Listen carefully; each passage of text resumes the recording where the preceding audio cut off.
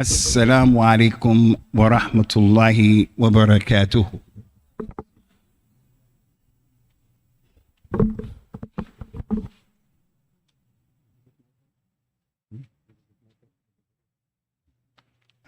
أبو أسماء كلمني.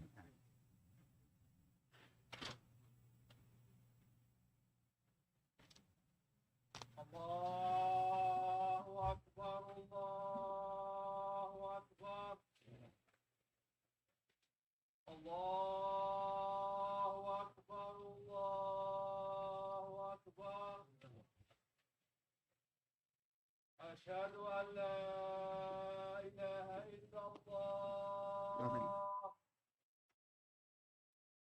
أشهد أن لا إله إلا الله.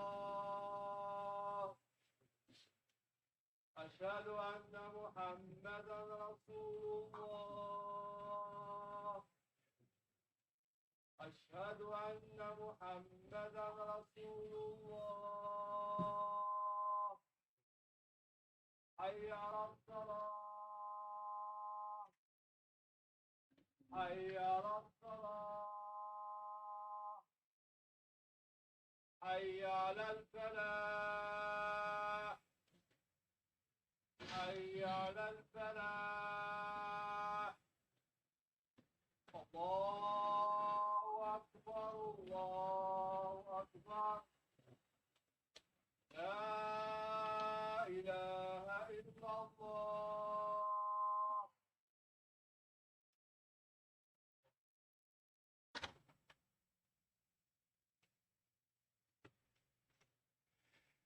إن الحمد لله نحمده ونستعينه ونستغفره ونعوذ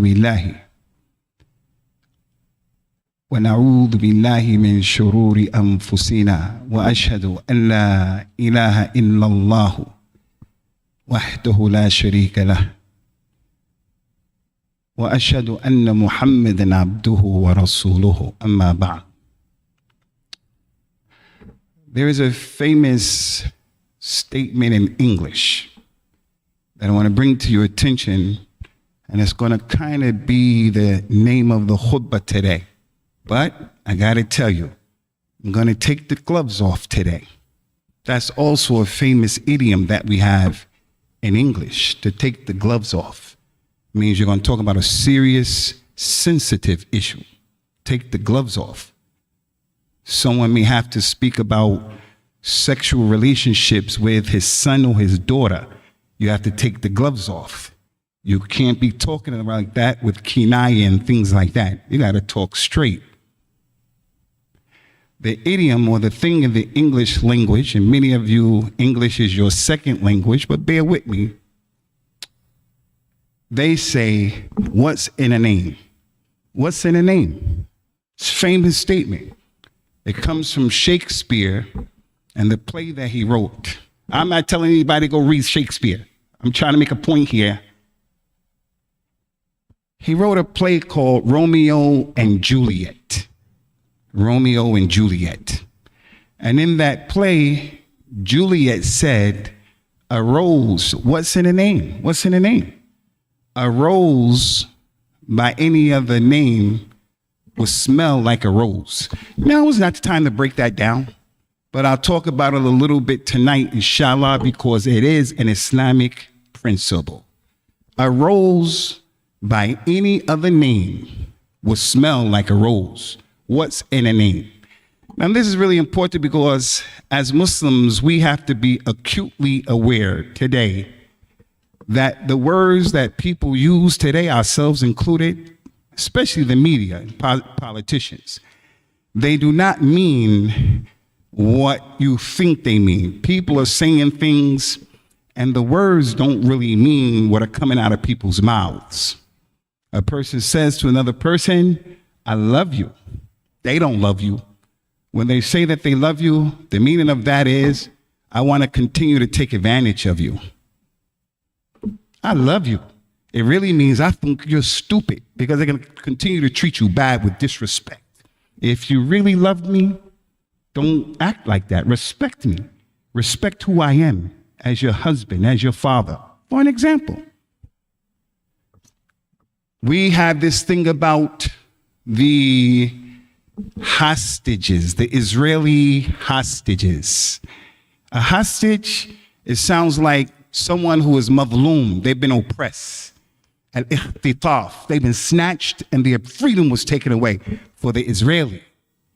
But the Palestinians, over 2,000 of them, they call them the Palestinian prisoners. A prisoner is a mujrim. He did a crime. Irtakaba, jarima. He did a crime. So as a result of that, his freedom was taken away. Words don't mean what people are saying, and we have to be careful. And it's a lot of examples, but I have to get to the point. A terrorist and a freedom fighter. I remember when I was young, I was growing up, Nelson Mandela, when he was with the ANC fighting against the apartheid state of South Africa. He was fighting against them for his land and for his people. The Western newspapers, America, all of the people say he was a terrorist. And then lo and behold, they changed their tune, and then he became a freedom fighter, the same person, and he won the Nobel Peace Prize because they play with games. A terrorist can simply mean someone who won't lay down and bow down to what you want. The point is, words don't always mean what people say. What's in a name? You're anti-Semitic. I'm not anti-Semitic when I say to you, I am not anti-Semitic when I say to you that I'm against what Israel is doing. Besides, I'm an Arab.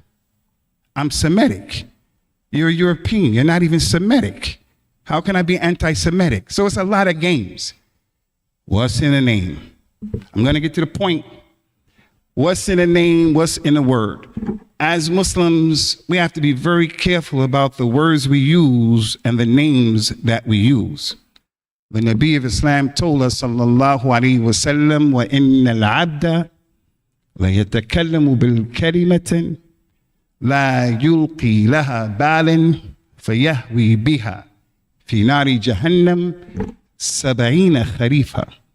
It is possible for a slave, a Muslim, to say one word that he does not really consider that word and the weight of that word with Allah. Because of that one word, he will be thrown into the hellfire 70 seasons. And those are many words. Him calling his wife a B, I can't use that word from the minbar. Him getting upset with his wife or his mother, and he calls his mother the B word. He didn't mean it, but he's upset. Those kind of statements will get you into the hellfire. He doesn't like something that his wife wore or something or what, and he calls her the other word, like the lady of the streets. I don't want to use the word. The lady of the streets, you know, the lady who takes money. He didn't really mean that. He was just upset at that moment because the way she was giving salams to the men, and he'll say that to her. That word will land you in the hellfire. It's a lot that we have to consider when it comes to words and names. When our mother Aisha, may Allah be pleased with her, due to her jealousy over her co-wife, Sophia, who was a Jew, she was a Jew. And she was also short in her height. And Aisha became upset, jealous. She didn't mean it. She said, Ya Rasulullah, Sophia is short. She's a short woman. She's short. Allah created her short. He said, Aisha, that word that you said, if we were to take that word, if it were to be mixed with the water of the ocean, it would have changed, it would have polluted the ocean. That simple word, she's short. And some of us say words to other people and about other people that are serious. She's short. It pales, she's short, pales in comparison with she's a kafira. She's a munafiqah. It pales in comparison. She's a mubtadi'ah, an innovator.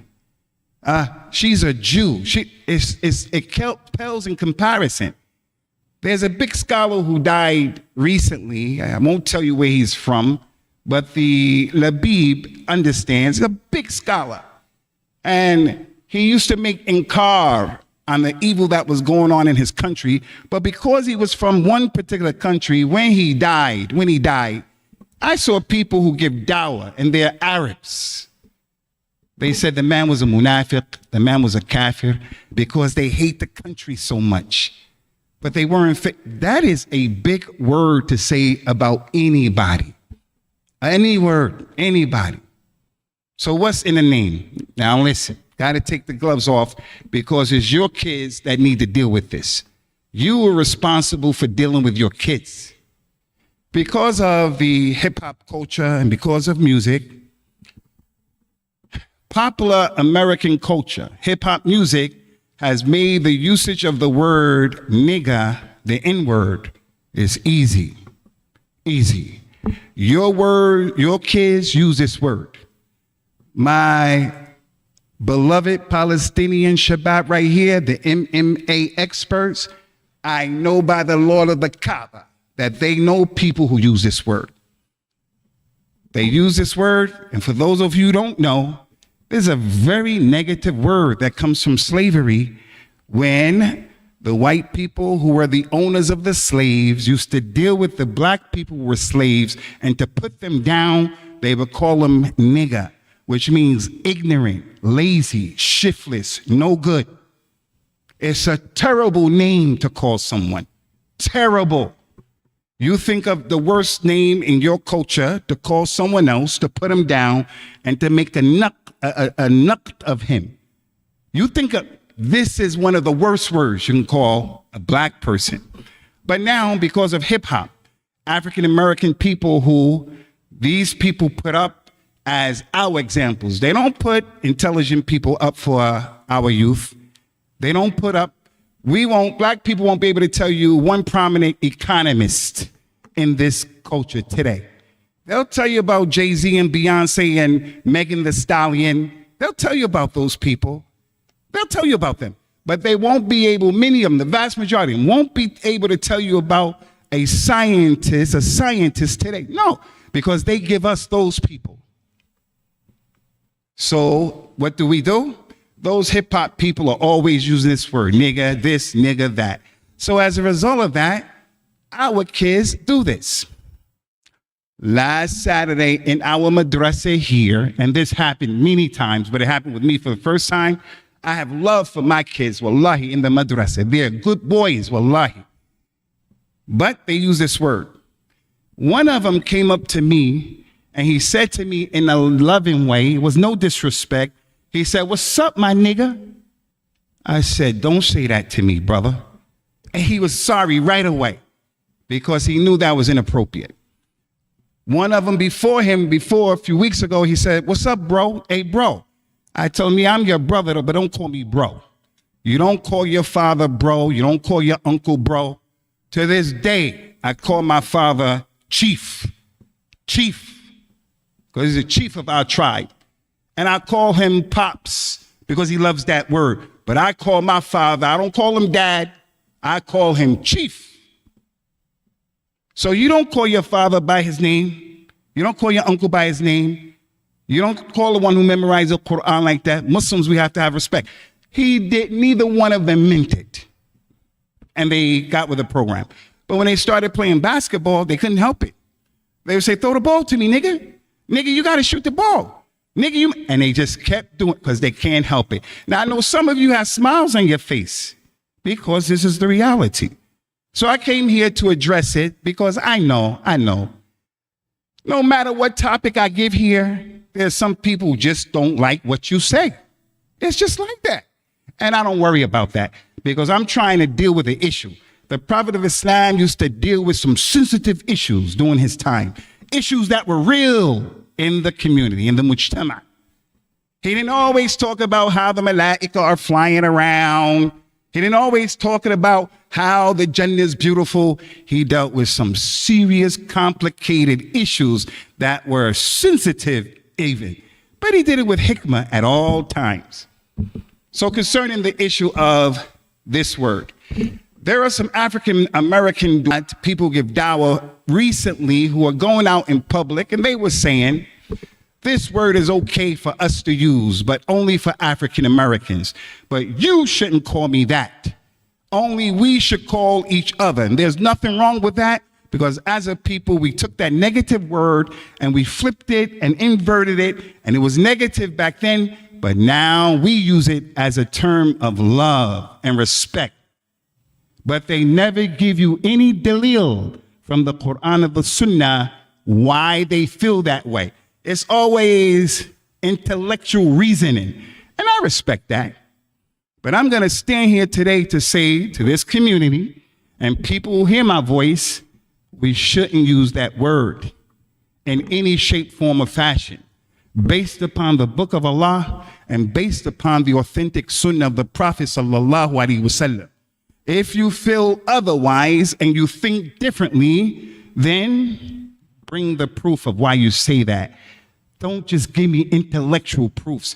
We took the word that was negative and turned it inside out, and therefore we can do it. I don't care what you say. Nah, I'm going to give you some proofs. And there are quite a few, but I'll just give you 2 or 3 because of the time, inshallah. The first proof is quite clear.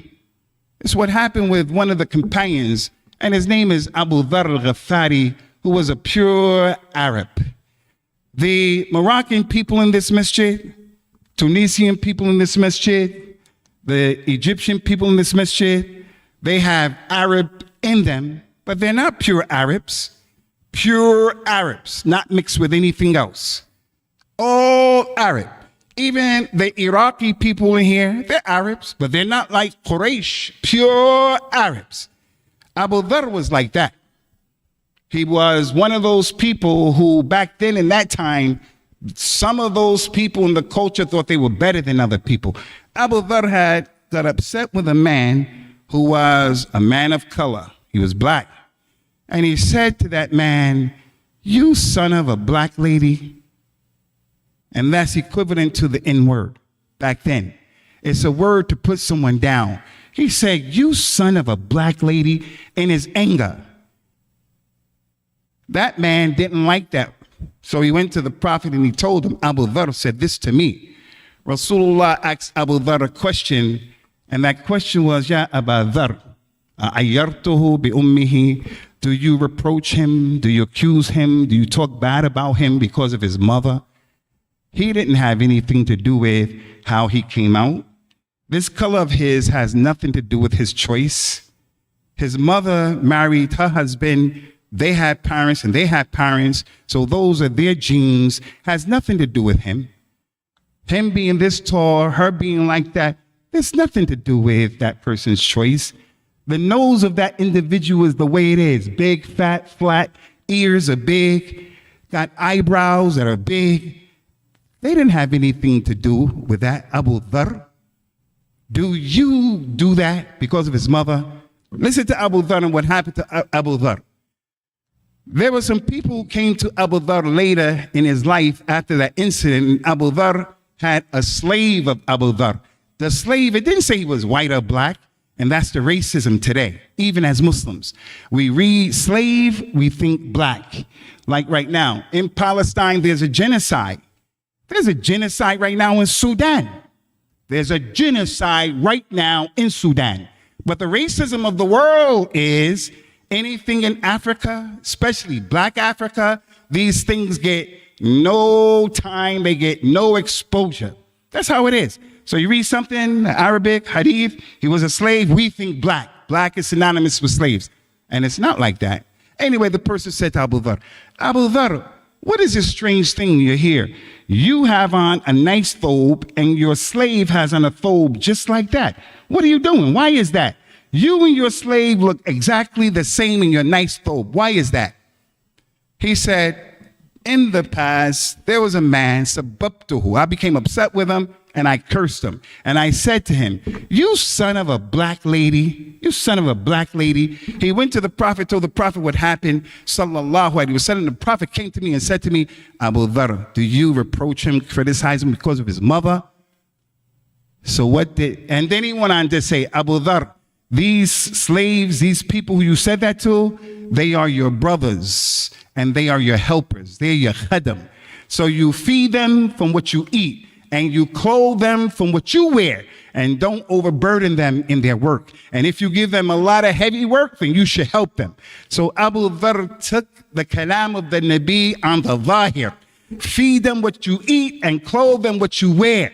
When he heard that, he put the clothes that he wears on that man. In our masjid, we can continue to say, move up, move up, move up, move up, move up. People won't move up.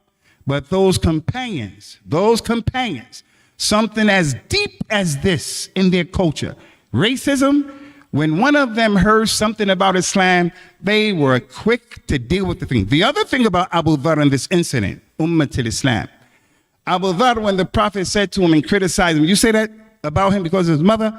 Abu Dharr wanted to give the man his haq back. In Islam, eye for eye, tooth for tooth, nose for nose, ear for ear.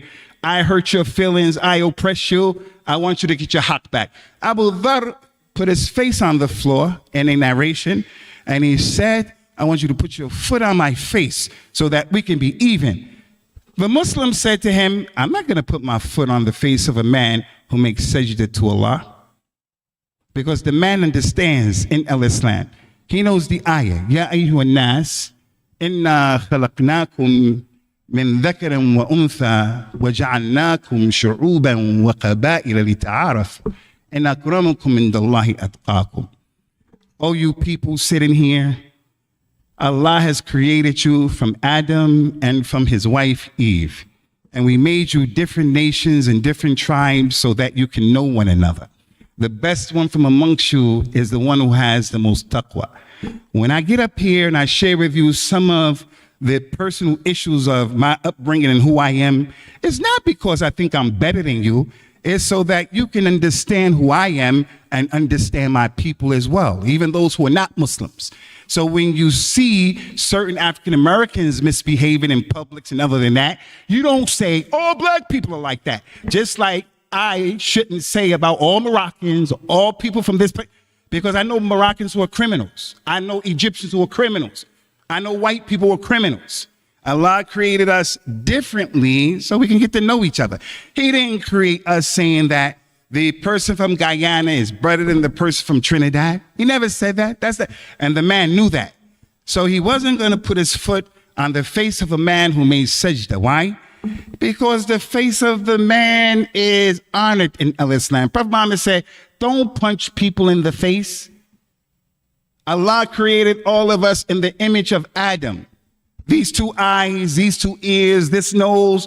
Allah, he created Adam a particular way, and we look like Adam. So we should respect that. I'm not going to do that. So that's Abu Dharr. That's one proof. We have the companions showing us, don't use offensive names.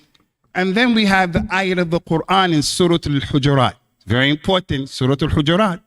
Allah Ta'ala mentioned in the Quran, وَلَا تَلْمِزُوا أَنفُسَكُمْ وَلَا تَنَابَزُوا بِالْأَلْقَابِ. Don't talk about each other and have this animosity with each other, and don't have hatred towards one another. All of us as Muslims, don't have animosity and don't do this towards one another. He said, and do not use offensive nicknames. What's an offensive nickname? Calling people stupid, idiot, a retard. And the Arabs call people donkeys and dogs. Every culture has these offensive nicknames. That was an offensive nickname back in the Jahiliyyah of African Americans. And our Nabi told us, "Men da'a bi da'wa al-jahiliyyah falaysa minna." Anyone who makes a call with the call of the times of Jahiliyyah is not a real Muslim. You don't talk bad about people in that way. You don't talk bad. So therefore, that ayat and that hadith clearly shows we have to leave that issue. Our children can't say this to one another. If you hear your child saying that, you should put a stop to it. And those of us who are doing it, and I'll be honest with you, I use that word. I've been struggling recently to stop using that word because my wife told me, you got to stop using that, Abu. You got to stop using that. Why? Because our children. And she's right. I can't use as an excuse. She's not from my culture. She's not from where I come from. She's different. I can't use as an excuse. You don't know. No, what she's saying is the truth. It's supported by the Quran and the Sunnah. As for what some of the people are saying, and this is really important. This is really important. Some of the people are saying, no, we can use it, only African Americans. Only African Americans. But there's an issue I bring to their attention that's also in Surah Al-An'am, ayat number 138 and 139. Something that the Kuffar of Quraysh used to do. The Kuffar of Quraysh, as Allah Ta'ala said, وَقَالُوا هَذِهِ أَنْعَامٌ وَحَرْثٌ حِجْرٌ لَا يُطَعِمُهَا إِلَّا مَن نَشَاءُ بِزَعْمِهِمْ.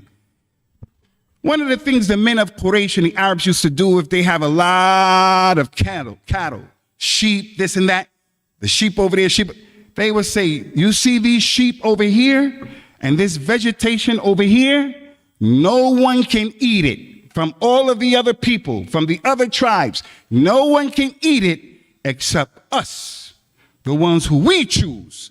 Only the people of Quraysh and specific people from Quraysh and the leaders.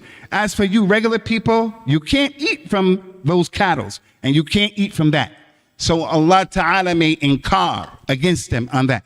That's the first ayat. وَقَالُوا مَا فِي بَطُونِ هَذِهِ الْأَنْعَامِ خَالِصَةٌ لِذَكُورِنَا وَمُحَرَّمٌ عَلَى أَزْوَاجِنَا. Another ayah they said, these animals over here, they are only for the men from amongst us, and our women can't eat it. The women, our wives, can't eat it. وَإِن يَكُن مَيْتَةً فَهُمْ فِيهِ شُرَكَاء. But if some of these animals they have in their stomachs, these animals that in the stomachs, the animals that are pregnant, the animal that's going to come out, these ones are only for us. But if the animal dies and it come up, then it's going to be for the women and the men. So what's the point of this ayah? No one in this dunya, no one in this deen has the right to make things halal for some and haram for others. No one in this deen can make something halal for some and haram for some. Allah is the one who makes things halal for some, haram for some. So the woman, haram for her to lead us in the khutbah to Jumu'ah. Haram for her to lead us in the salat. Only Allah can do that. Quraysh, they have certain things that are for them and for nobody else. The wali of the girl, certain things for him, nobody else. The husband, certain things for him, no one else. You have to do that, and you only can do that where there are proofs, or there'll be confusion in the world. So it's not. If someone's going to say only we can do that and they can't do that, we're going to say, where does that come from? Where does that come from? And I'll share with you an incident that happened. And wallahi, the man didn't mean it, and I know he didn't mean it. And I'm sure some of you have heard this recently with what's going on in Palestine. In Asham, in their language, some of the people will refer to people of color, dark people, as the abid. They don't mean that. Abid, it means a slave. They don't mean like you're a real slave. They don't mean that. We were preparing for our Eid in this Masjid in Peoria, Illinois. We're preparing for our Eid. We were talking about who's going to do this, who's going to do that. One of the sheikhs there who used a lot of his money to give sadaqah to people who are in need. And a lot of them were African-American brothers and sisters. And he spent a lot of money. They didn't even know what was going on. He gave his opinion. Who's going to watch the cars as we park? Who's going to do that? He said, let the Abid do it. But he didn't mean the slaves. He meant the African-American brothers. And one of the brothers heard what he said, and he kicked off. I told him, brother, calm down. Sheikh didn't mean it like that. I know he didn't mean it like that because of his muamala with us. That's something on his lisan. Should he have said that? No, he shouldn't have said it because it was tone deaf to say that.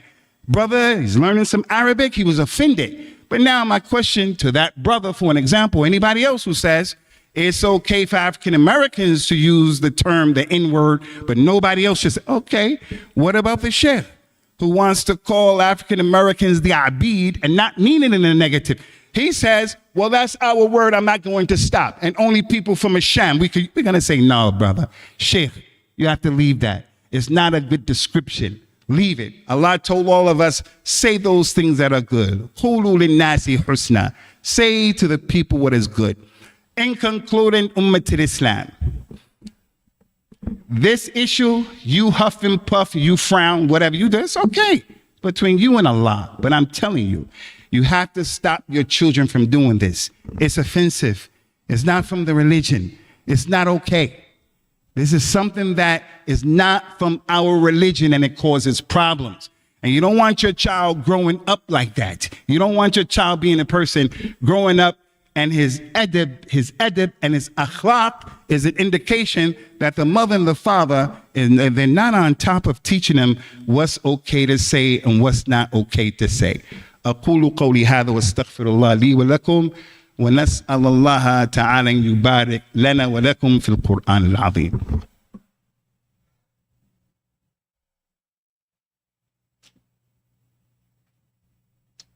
الحمد لله حمدا كثيرا وطيبا مباركا فيه وأشهد أن لا إله إلا الله وحده لا شريك له وأشهد أن محمدا عبده ورسوله.